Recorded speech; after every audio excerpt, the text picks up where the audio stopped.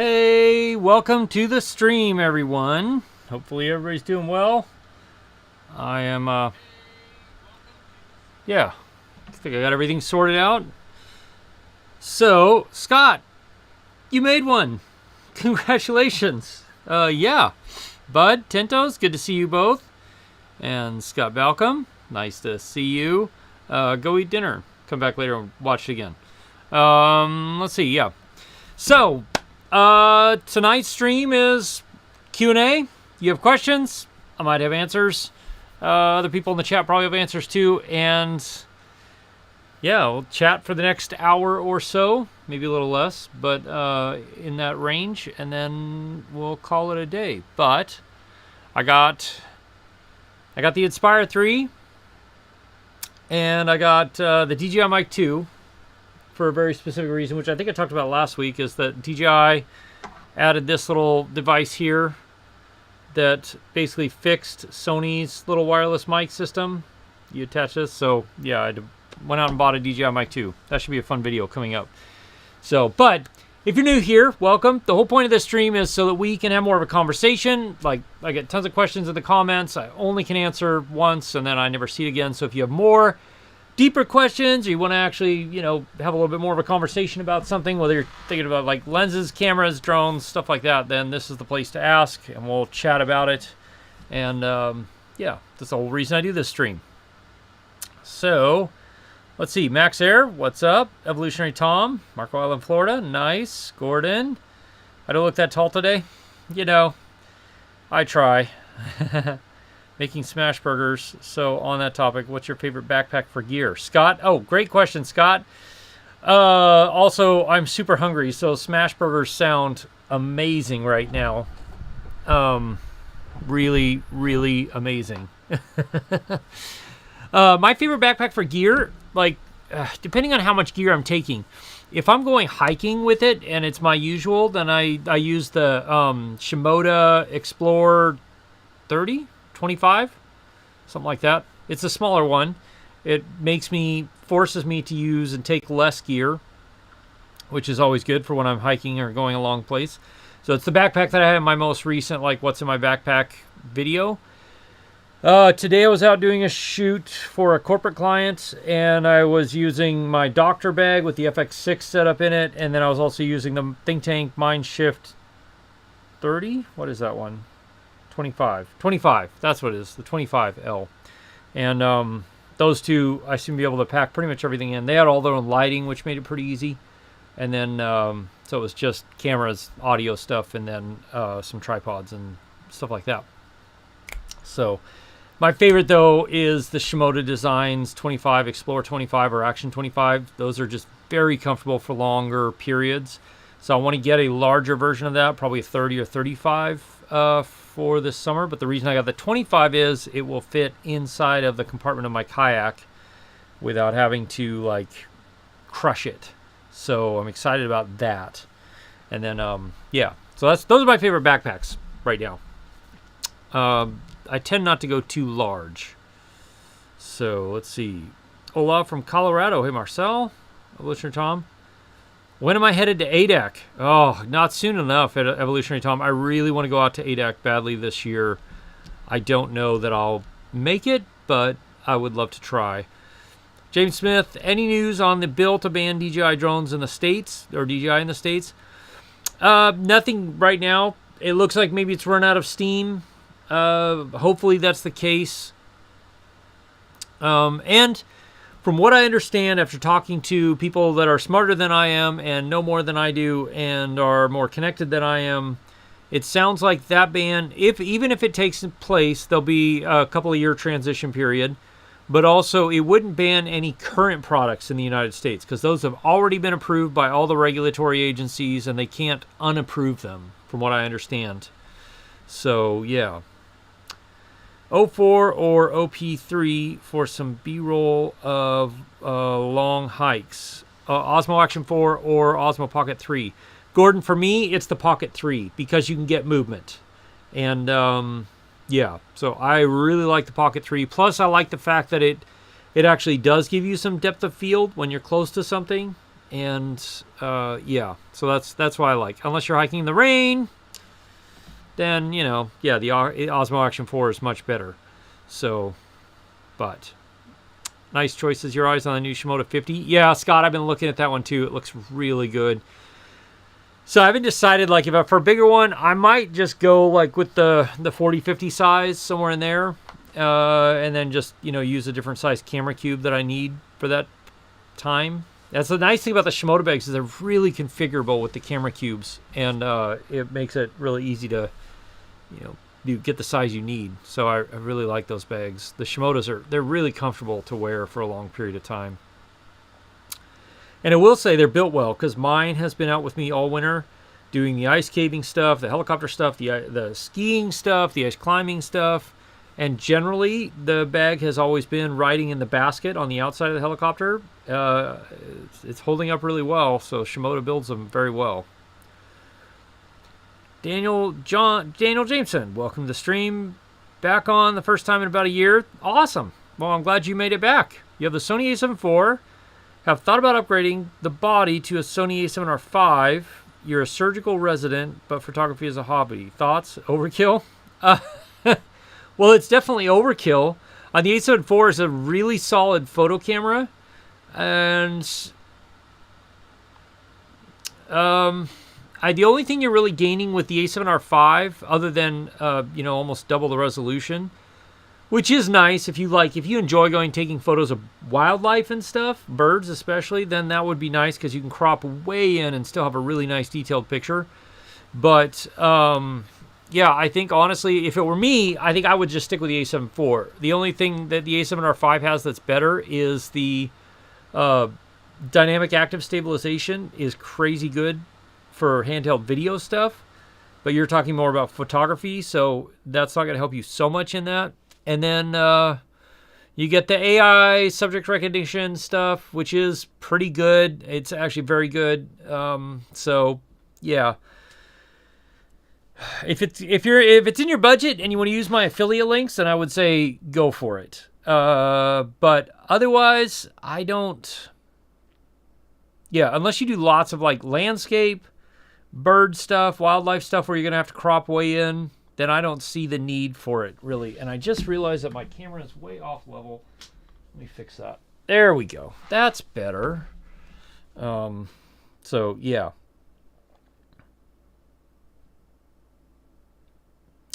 Scott, I have not, but you can. And that's another thing I really like about Shimoda, is the backpack straps are much more adjustable than most other backpack brands.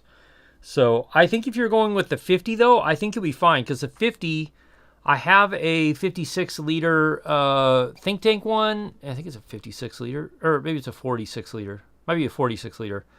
And then I have a 50-liter one by iFootage, and both of them fit well on taller guys, just because the bag is so much larger. So I think you'd be pretty happy with a Shimoda 50.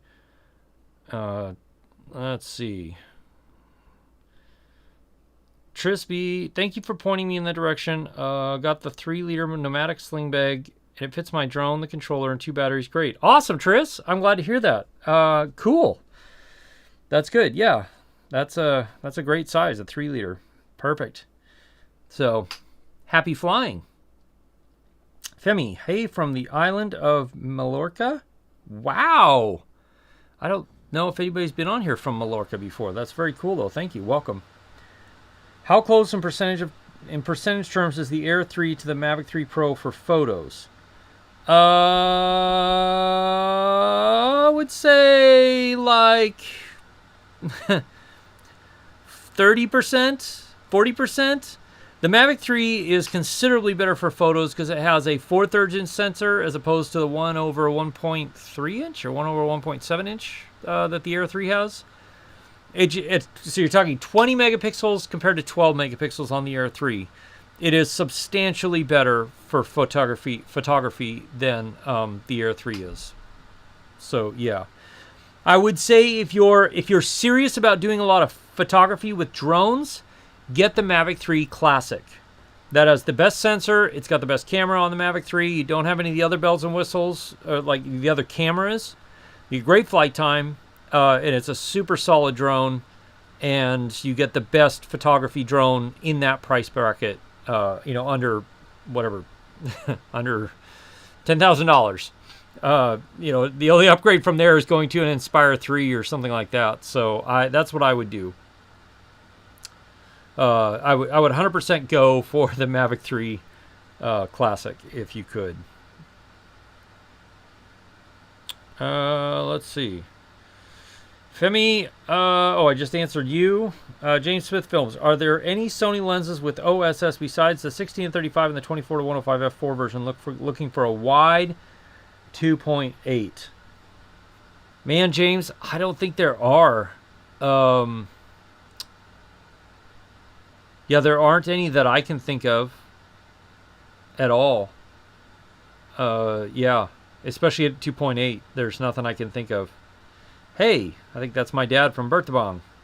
My son and my father are over in Nepal right now, hiking, traveling through the Himalayas, so I hope they're having fun. It's been fun to talk to my son over FaceTime, which, as a person who grew up in Nepal and spent much of my childhood there, in villages with no running water and no electricity, now watching my son go to those same places and they have internet and cell service and bus rides there and everything else, it's just kind of mind-boggling.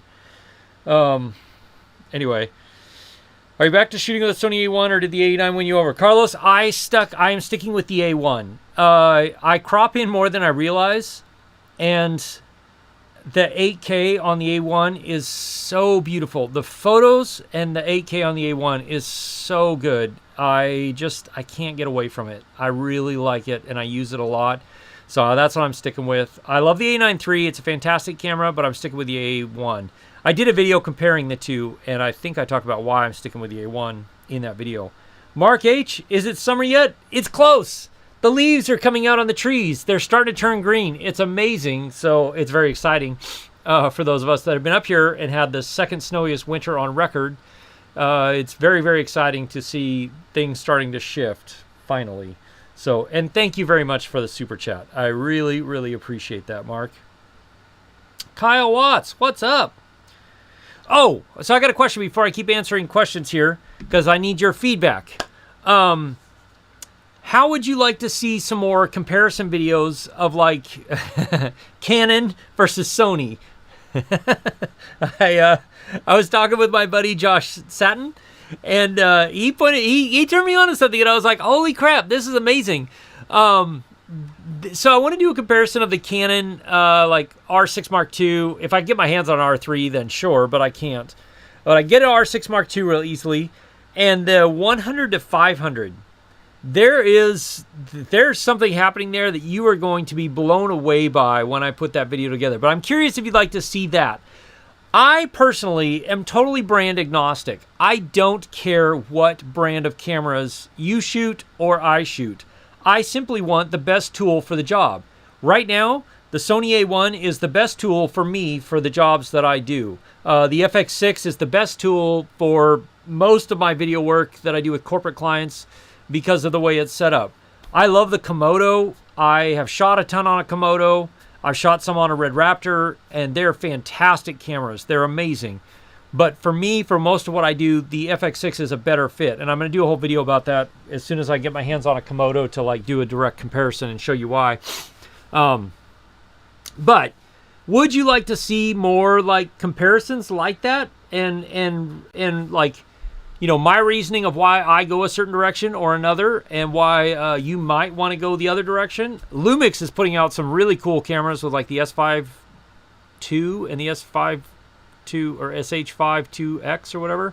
I'm trying to get my hands on one of those to test and do some comparisons with, because it looks like a really solid hybrid camera for under $2,000. And honestly, the handheld stabilization in the S5 2X, I'm sorry, I'm not super familiar, looks amazing for a $2,000 camera body. So we'll see if I can get my hands on that. But would you like that? You got to let me know in the comments or in the chat if you'd like to see more comparison videos breaking down the strengths and weaknesses of everyone, all the ones.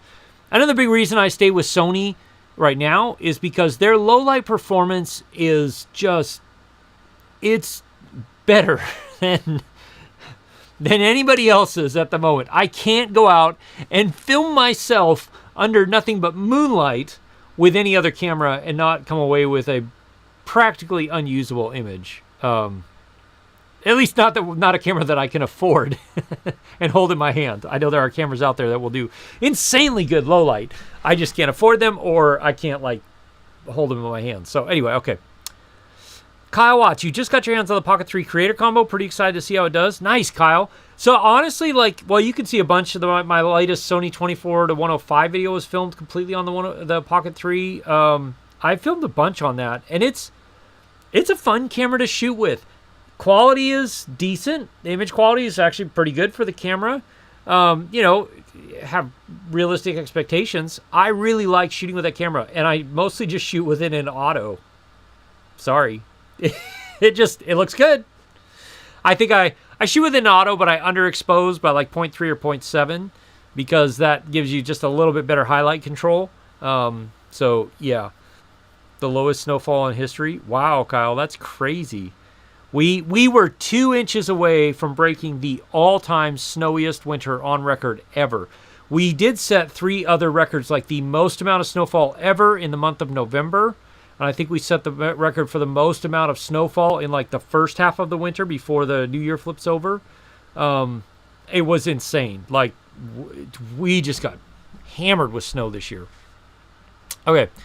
Daniel Jameson Fair, thanks for talking you off the ledge. Another amateur question. Do you have any workflow suggestions for photo offloading as storages?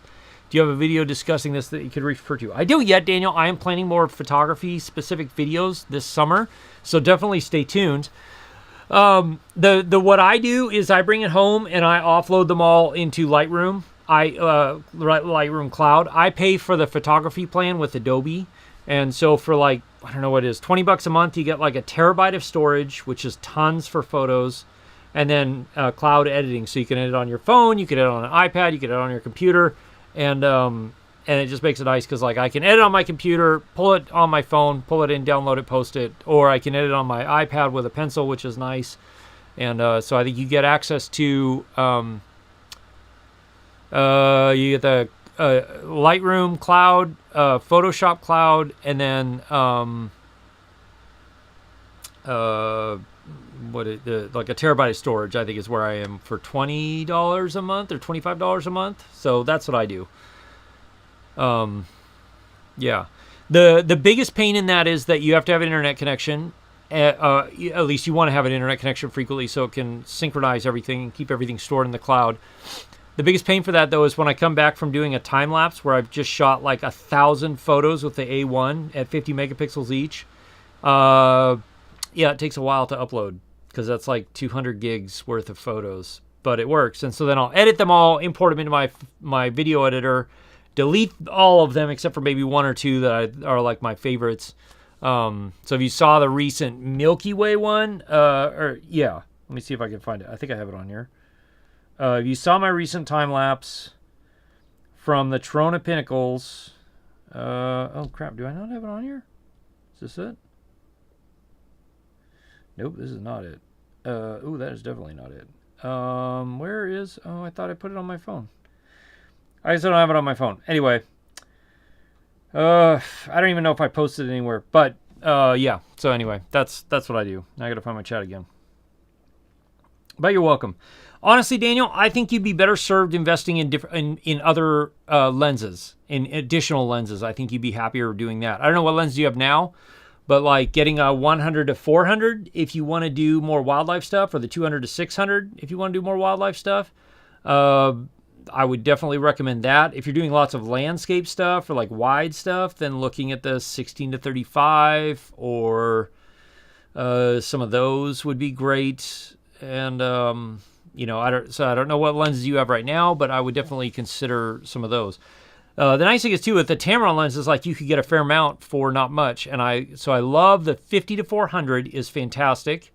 It's smaller, lighter weight than the 150 to 500 and almost the same amount of reach, but you get a lot of bang for your buck. Plus you have a huge zoom range there. So basically you could like 17 to 28, 50 to 400, and you like have almost everything you need covered between those two lenses.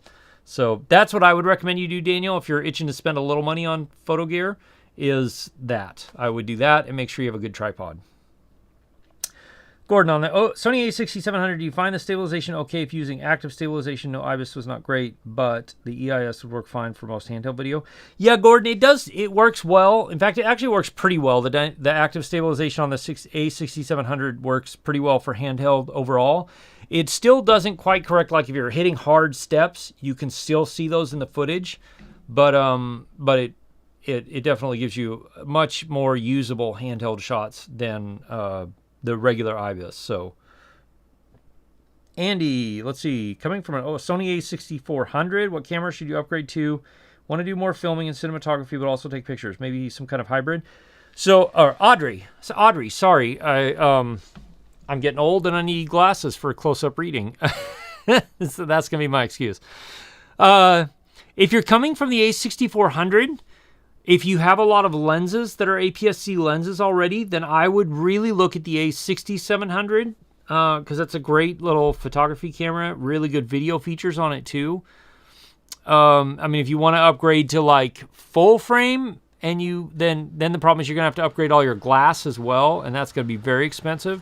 So let me know what kind of lenses you have, if they're APS-C lenses specifically, and then we can go from there. Tintos, I've been seeing the tornado warnings from all of you, everybody in the Midwest. It's crazy.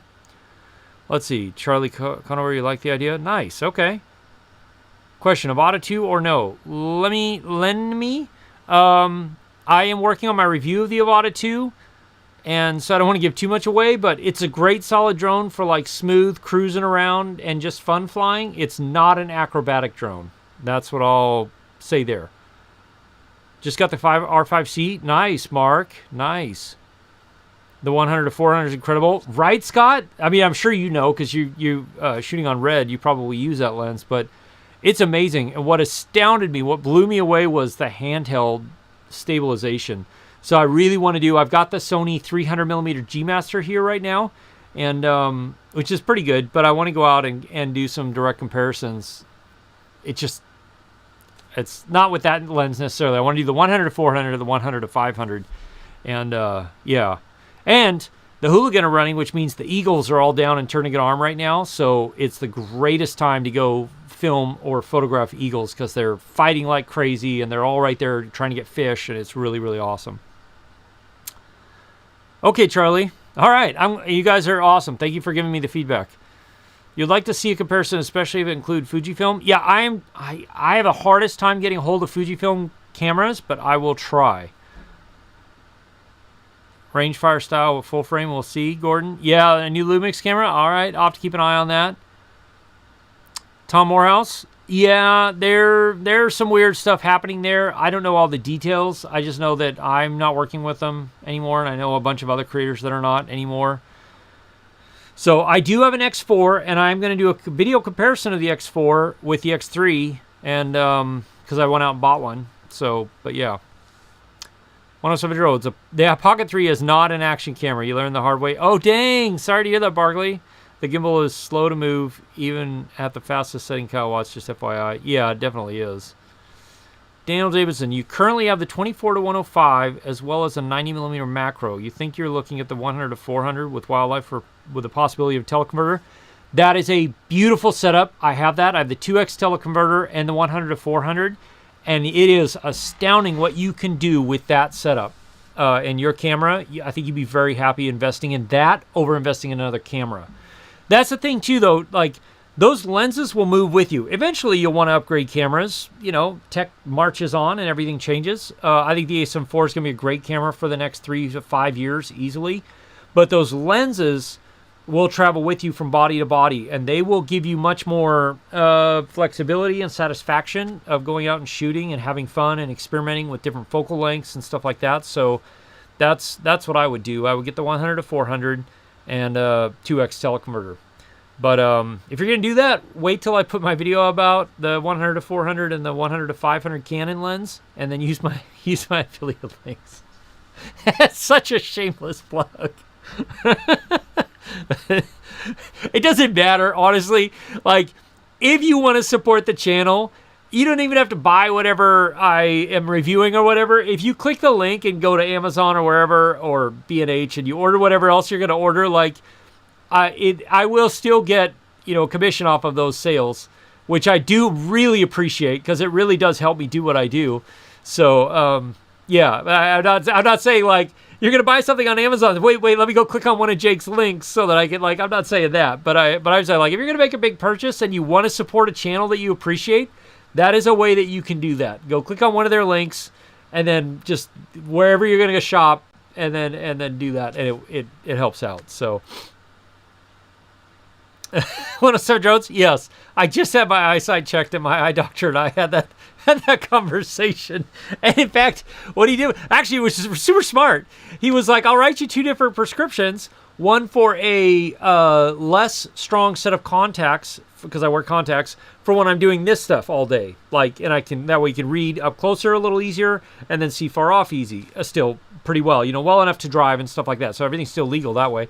He's like, and then when you're going to be like out and about doing stuff all day, he's like, you wear the stronger ones, and you have great vision far off, but you're going to have a little more trouble reading your phone or something like that. I was like, that is brilliant. That's such a great idea. At first I was a little doubtful, but then when he had me try the like less strong set on, I was like, okay, all right, you're a genius. I will, yeah. Anyway, curious if I had the chance to shoot with the new 16 to 25 2.8 G lens. Consider swapping your 15 to 35, 16 to 35 for that one. Carlos, I have. It's a great lens. It's very small, very lightweight. If you already have the 16 to 35 GM, I don't know that I would switch it out personally, unless you're just wanting to get a much smaller lens. But yeah, it's a great lens. It's solid. I really enjoyed it. I'm gonna try and put together a video about it whenever I can get my hands on one. But I did the whole time Jevin and I were together. We were shooting with that lens and just having fun with it. So it's a great little lens. Yeah. Press Wiz, good day. Regarding the new Mavic Mini 4K, it's a little odd with its unique RCN1C controller and not being available other than Amazon for international buyers seems bizarre. Yeah, I don't know why they did that. I meant to ask and I forgot to ask them why they were doing that. It is a little weird. The only thing I can think of is that because it's under 249 grams and it's very inexpensive, it definitely makes it easier in the North American market and the European Union market for regulations. So that's the only reason I can think of, but I don't know why they're only. Yeah, I don't really know. So, but because it's basically a Mini 2. I mean, that's what it is. It's a Mini 2, maybe a little newer software on it or something like that. But yeah. It's a fun drone, solid drone. I don't know what I'm going to do with mine. Maybe I'll give it to my son, or I don't know, do a giveaway on the channel or something. Because I have a Mini 4 Pro. I have the Air 3. I've got the... Oh, no, I got to make some videos, because I'm going to make a video about like all of the different DJI drones available for 2024 and which one's the best one to buy. Got to soak up that affiliate income. Richard Cola, thanks for doing these and all your other stuff. We'll catch the reply. Just wanted to say hi. Oh, Richard, thank you. Appreciate that. And absolutely. The whole reason I do this is so that we can, go beyond just a comment and a reply to a comment on a video, because I think it's much more valuable. Not a lot of people watch these. Not a lot of people watch the replays. That's fine. I think the value is that you and I get to have a direct conversation about whatever questions you might have, or you get to hear a bizarre story told by me about something that happened. So yeah, anyway, let's see. Daniel Jameson will do. Awesome. Sony Audrey, you have a Sony 50mm 1.8 and a Tamron 18 to 300 3.5 6.3. So that is, let's see, you are where were we? Audrey, you were the one who asked about the A6400, right? Yeah. So honestly, Audrey, I would, with those lenses, I think I would do I would recommend looking at the A6700. I think, yeah. The only caveat to that is if you're willing to wait a little bit longer, the rumor is they'll be releasing a ZV-E10 Mark II. So that's the APS-C version of the ZV line. That, might have newer features, better stabilization or something like that. Otherwise, I wouldn't hesitate to look at the A6700. It's a really solid camera, and it shoots great video and really, really solid photos. You'd see a pretty good step up from your A6400 for sure.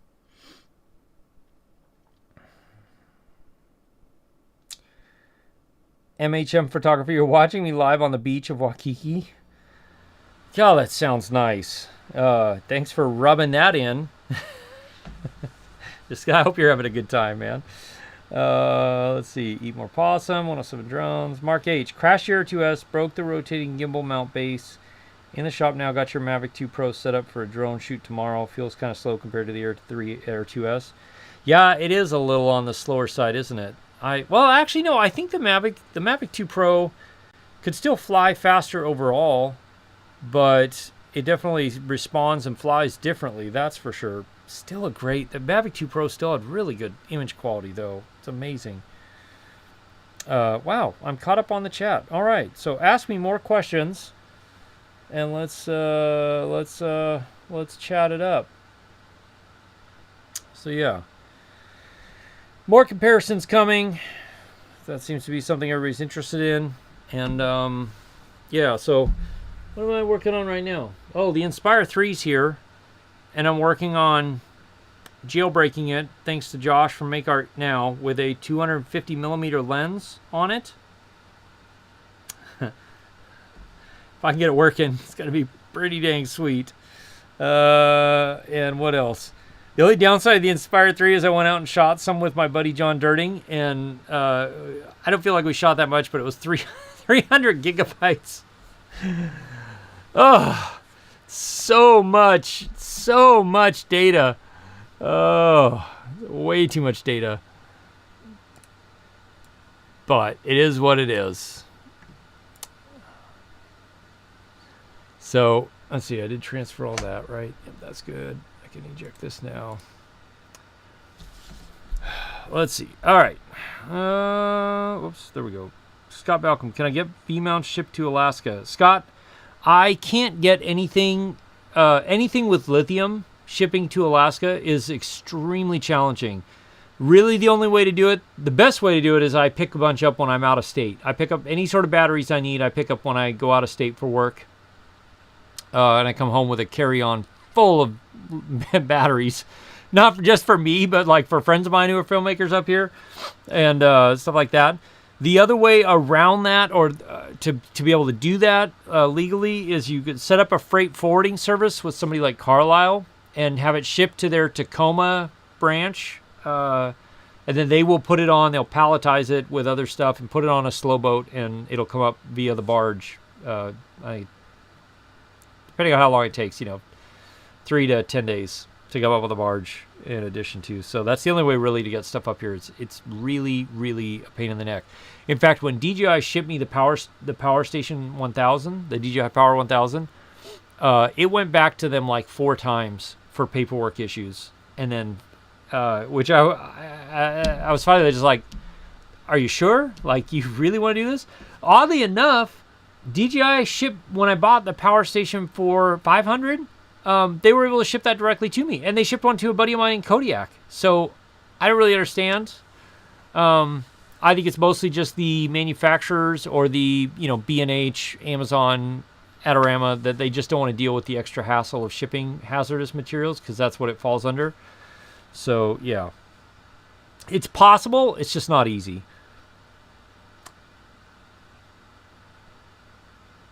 John Howe, hello from the Sierra foothills of California. Man, what a beautiful spot. Still sitting there waiting for delivery of your new Mini. Nice, John. Which one did you get? Craig Goodspeed, you've been trying to find something cheaper than $200 for PTG UI for stitching DJI Air 3 360 panoramas. Do you have any recommendations? Man, Craig, I do not. I do not live in the 360 photo world at all. Yeah, I don't. I'm sorry. I don't. Michael, hey, you made it this week. Yeah, good to see you. How are you doing? I'm doing well, thanks. Desert Drone Pilot. You build your channel on Air 2S, now using the Air 3 for real estate, structured photography, etc. You missed the Air 2S. Color grading was a dream. You feel like the Air 3 tint and D-Log is weird. It is a little strange, Desert Drone Pilot. It is. The Air 2S really was a magical drone, photo-wise. Partly it's a 20 megapixel 1-inch sensor, but the video coming out of that thing was brilliant too. I'm surprised you didn't go for a Mavic 3 Classic or something like that, or the Mavic 3 Pro. Using this 70 millimeter 3x zoom lens, it takes 137 photos, and the other ones I can't handle that. Yeah, that's the issue, right? Especially with the 3x zoom lens. So, yeah. Scott Balcom, so your investigation of this was accurate. I guess when I come up, I'll load your trailer up with V-mounts and small gas motors. Yeah, exactly. Yeah, the only way to do it is do the freight forwarding service or pick them up when you're down south and bring them back up with you. So it's really difficult. But yeah. Desert Drone Pilot, you have 6 batteries for the Air 3, so you're committed. I guess you are. I like the Air 3. It's a great drone. I need to release whatever it is, like V4, version 4 of my LUT for it. Because I keep tweaking it and keep tweaking it and keep tweaking it to try and get more and more accurate color. And this is one thing that I wish DJI would fix in all of the consumer drones is if you go auto white balance, you can see that it not only adjusts the Kelvin value, the 5600, whatever, but it also adjusts the magenta and green tint. So you can see it shift magenta or green depending on what it sees as white in the frame. But then when you turn off auto white balance, it just zeroes everything out and goes, you're 5600. No shift, magenta, green, one way or the other. Now the Inspire 3, that's pro level, you can do that, but it also has some quirks. So I wish they would give us the ability to basically auto white balance and then just hit a lock. Auto white balance lock would be amazing.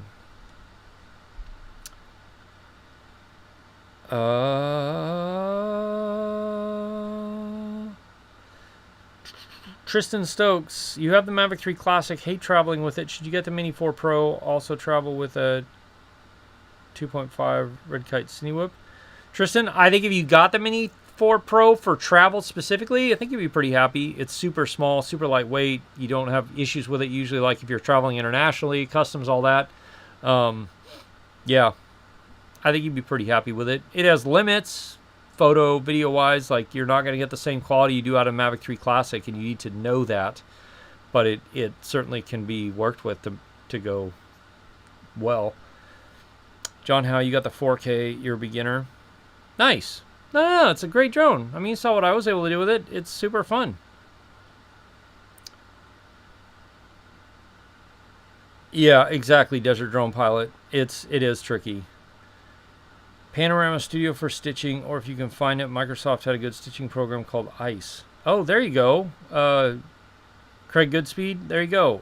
Femi has some good recommendations for you. I assume they're good. Like I said, I don't really live in that world. Anytime I stitch panos together, I pretty much just do it in Lightroom. Yeah. Tom Morehouse, can the Avata 2 footage be stabilized? Download GyroFlow thinking it would work and set it missing gyro data. So Tom, excellent question. One thing that is not talked about much is if you're going to use post stabilization with the Avata 2, you have to turn off the electronic stabilization in the drone. So make sure if you don't turn off the EIS in the drone, the electronic image stabilization in the drone, it will not record gyro data. Turn that off, and then it will record all the gyro data, and then you'll be able to stabilize with GyroFlow. That will be part of my upcoming video, which I've decided, since it's so ridiculously late, it's going to be titled Everything You Want to Know About the Avata 2 or something like that.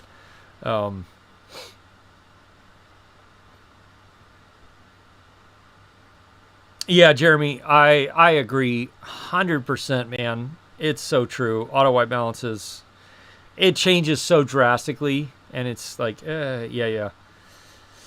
Brisbane, what do you use for on-the-go data backups? You see larger SanDisk Extreme Pros, SSDs, firmware update to address the hybrid data loss from those specific drives. So I use, I just did a video about this, BrizWiz, if you want to watch it.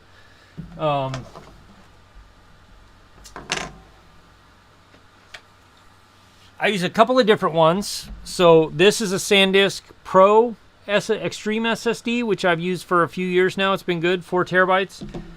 I use the Samsung T7 4 terabyte ones, and then I also have a it's another SanDisk, but it's like their professional level Thunderbolt 4, so it's super fast. And then I also built one that's a Thunderbolt 4 4 terabyte that has a Samsung SSD inside, 4 terabyte SSD inside. So I generally travel with like these, 3 of these. So I back up to 2 of them so that if one does fail, I'm not going to lose anything, because that's terrifying. And that's kind of how I do it. So yeah. The one I want to get next is Samsung made an 8 terabyte SSD that doesn't have terribly fast read and write speeds, but it's 8 terabytes. So I kind of want to get that so I don't have to travel with like 3 of these, because usually I have like an edit one and then 2 backup ones. And that's a lot to handle. What is that button? Oh, that's the hinge. Sorry. Jeremy, white balance. Yeah, I agree with that. You're going to go eat your smash burger, Scott Balcom? You enjoy that burger. So jealous. Davey Hen, DJI Mavic 3 Pro with RC 2700 or Mavic 3 Cine RC Pro for 2500. Davey, if you don't need the ProRes, I would get the Mavic 3 Pro. The 166, the 7X camera is a lot better in the Pro. And then you also get the 70mm camera, which has become probably my favorite camera, other than the wide camera on the Mavic Pro, the Mavic 3. So that's what I would do, personally. But if you need ProRes, get the Cine. Desert Drone 3 Pro. Yep, there we go. Same thing. Desert Drone Pilot. We agree.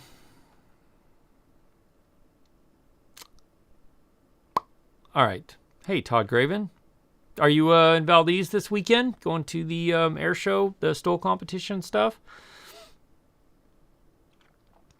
10 toes. Todd, well, there was no quiz, but I did ask for feedback for if you all would like to see me do more comparisons between like Canon, Sony cameras, Canon, Sony lenses. The thing that got me thinking about it was the 100 to 500 Canon, like on R6 Mark II or something, and then the 100 to 400 Sony on the A1 or whatever. Yeah, it's the performance. Yeah. Anyway, Canon's RF glasses, it's so good. So, I don't know, what do you shoot on, Todd? I'm curious. What time is it? Holy crap, it's almost 5 already? Wow. You're welcome, Davey. Yeah, I think, I mean, you'll be happy with either one of those. Just personally, I would go with the 3 Pro, mostly for that 70mm lens. Unless you're working with clients who are like going to heavily color grade the footage and you need to send it to like a colorist for a TV show or something. That's the reason I got the Cine. But yeah. Desert Drone Pilot. Naked Island heading home to Florida tomorrow. Oh, okay, Todd. Nice. So the only rumors that I've seen about the Mavic 4 is that Madstech says that he thinks, Ian over in the UK, thinks that the Mavic 4 Pro is somewhere on the horizon. There's been nothing about it anywhere else, like in the Twitter sphere, X sphere, whatever now. So it doesn't seem like it's coming anytime soon. But who knows? Who knows with DJI? If I had to bet on it, or if I had to guess, I would say maybe fall time would be probably the earliest DJI would release it, if they're going to release a Mavic 4 Pro. or Mavic 4 or whatever. The thing is, the Mavic 3 is still such a solid drone. The Mavic 3 Pro is such a solid drone, and that's really only been out for a year. It's kind of hard. I don't know what they would do to make it better, other than upgrade the sensors, like for the 70 and the 3X and the 7X cameras. I mean, I'm sure DJI will think of something. They usually think of something, but it's such a solid drone. Todd Graven, A6000, but have a new A7R3 waiting for you at home. Nice. Michael, it's 8:48, still light here in Michigan. Yeah, so we've crossed into that zone where we don't technically get night, true night anymore. We get twilight, nautical twilight. That's where we are now. So, kind of fun. 8 weeks on, 4 weeks off in the Pacific Northwest, Prince William Sound. Yeah, okay, Todd.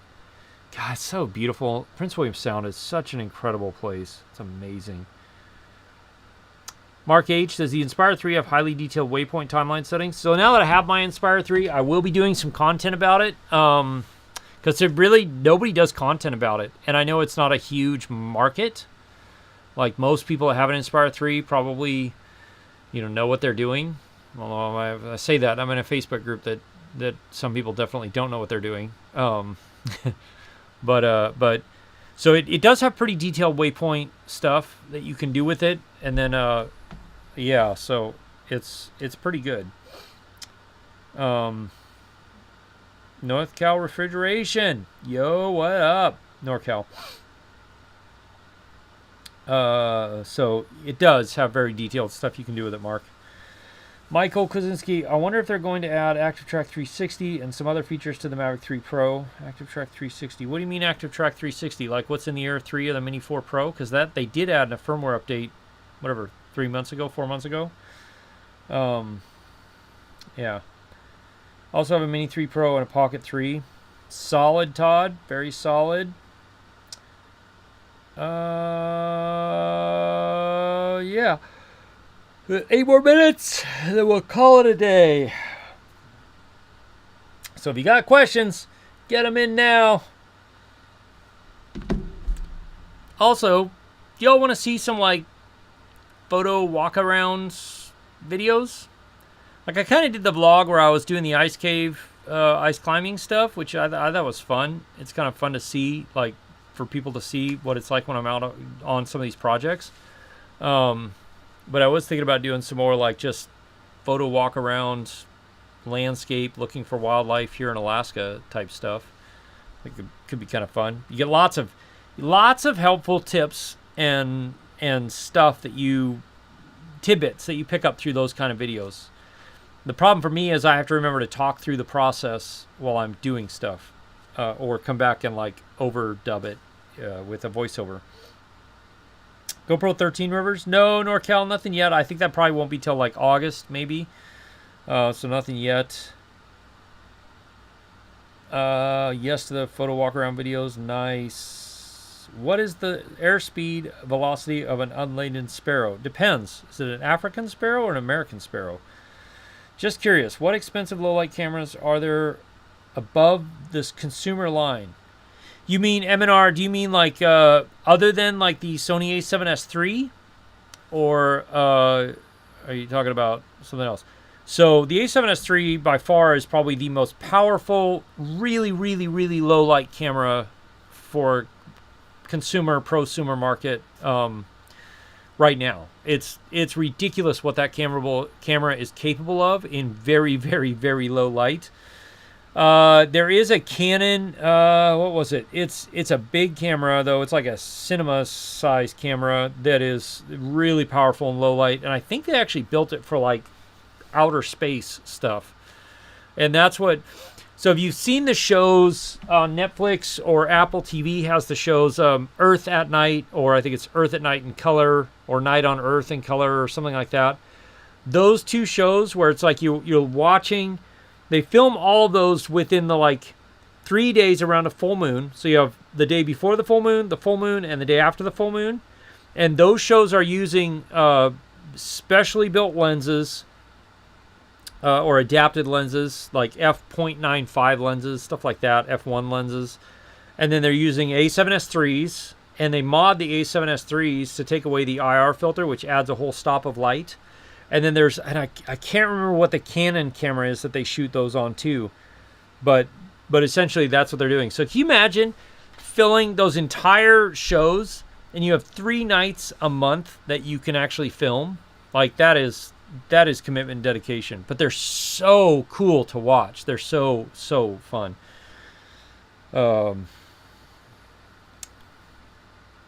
Yes to, and Todd, you love that video? Awesome. Thank you guys. I know, I was like, I knew it when I put it together. I was like, this is not going to get a ton of views, but I think the people that do watch it, and maybe it's partly I need to, like, you know, figure other ways to title, thumbnail, whatever. But I don't feel like trying to get super clickbaity or anything. But I feel like people that did watch the video enjoyed it a lot. And that's what my retention graph tells me anyway. So, yeah. All right. 5 minutes. 5-minute warning. So if you have any questions, this is the time to ask.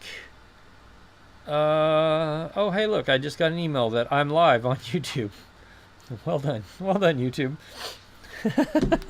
That seems a little on the late side, right? Yeah, it's a little on the late side. Let's see, did that all get uploaded? That did get uploaded. Okay, I need to do that. Sorry, I had a client shoot today, so I'm like making sure all the footage that I shot today is also like all uploaded now to Dropbox so that they can grab it as soon as I add them to the folder. So yeah, Todd, you and I will be doing more videos like that too, where I like take you with me on the shoot. There's a couple of reasons for that. One, I think there are so many people, and I'm not throwing shade at anybody in particular, but I will say there are a lot of people in this space on YouTube who that YouTube is all they do. They're not working as a videographer or photographer necessarily. There are lots who also are, but and so I think the benefit to me to bringing you along with me when I'm doing work like that when I can is you get to see a whole different side of like the process, and you probably pick things up that I don't even think about at this point, and see things that I would never think to even explain, which is partly why we have this live stream, so you can ask me about those. But also I don't know, I want to say it, like it adds a certain air of legitimacy when people, I mean, you all know me pretty well now, but when people who don't know me are watching that and then realize that I like this is what I do for a living. YouTube is something I do for fun and I enjoy it, and it, you know, brings in a little side income or something like that. But my main source of income is working with drones, cameras, out to do photography and videography for clients. Speaking of which, my Emmy statue should be getting here someday. I finally was able to figure out how to get a hold of one of the Emmy awards that I won. Yeah. So anyway, it adds legitimacy, but also I think the biggest benefit is that if I can bring you along and if I can explain things right or talk through the process as I'm doing it, that you will be able to pick up tips and tricks and tidbits that they just don't fit in any sort of like, here's how to do this sort of video. Because you see the like more the live, like, oh crap, that's not going to work. Maybe from over here it'll work. Maybe if I do it this way it'll work, and that sort of thing. I think is a lot more fun to watch. So yeah, there's all that. So a lot of that will be coming this summer, I hope. At least that's what I would like to do more. I want to do more of that this summer, like Alaska landscape photography, POV. And not just photography, but videography as well. And you all get to come along with me. Maybe I'll just turn into a photography, videography, POV channel. And that's all I'll do. No, I'm kidding. But ideally, like what I want to do is I want to step away from doing reviews specifically and do more integrated videos. So, you know, to me, it makes more sense. Like if I'm going to review a battery, because I'm working Core, the battery manufacturer is working with me on some battery stuff. I would rather be like, you know, out working, doing stuff, and then talking about how the battery is handling. Like I kind of did that with the A7C Mark II, I think, that video. It's like, you know, yeah, I'm out here on a glacier, been shooting all day on this core battery, and it's holding up really well in the cold or whatever it might be. I just think there's more value and benefit to that. I'm still trying to wrap my mind around how to do that well and get all the information that people want in those sorts of videos. But, yeah. That's about as far as my brain's gotten on that. And about as far as my brain's gotten today. So... anyway, that is going to wrap it up for the stream. Craig Goodspeed, did Fimi turn you on? All right. Fimi, you win, where are you? Fimi, crap. Fimi Omomo? Omomo? Wow, I'm probably really butchering your last name. Is it, or your name, I'm sorry. But, you win, MVP Viewer of the Night, because you were able to answer Craig Goodspeed's question about good panorama software. So, brilliant job. Thank you for being here on the stream. And that's what I love about this stream is it's not just me answering your questions, but other people are able to help and chime in too. It's awesome. Brilliant. You're pretty man. Thank you, Davey. Good night, Toronto. Nice, Davey. I want to come to Toronto sometime. I've never been to Toronto. I've been to Calgary, a few other cities in Canada, but never Toronto. So anyway, that's going to do it for the stream. Thank you all for being here and being part of the channel, the community. I really appreciate it. I hope you enjoy the content that's coming. And especially now that we're getting into summer, it's going to start looking a little less winter, except for I'll be on glaciers a bunch. So that'll be also looking wintertime. But, you know, you'll see green bits in the distance. So, anyway, I should be back same time, same place next week, I think. Or I might be out in... Wait, what is this? No, I should be same time, same place next week. Or maybe I'll be like out in my kayak out in Seward or something, live streaming to you from my kayak. You never know. That's why it's important to tune in. But till then, be safe, be smart. I will see you again soon in the next one. Cheers, everybody.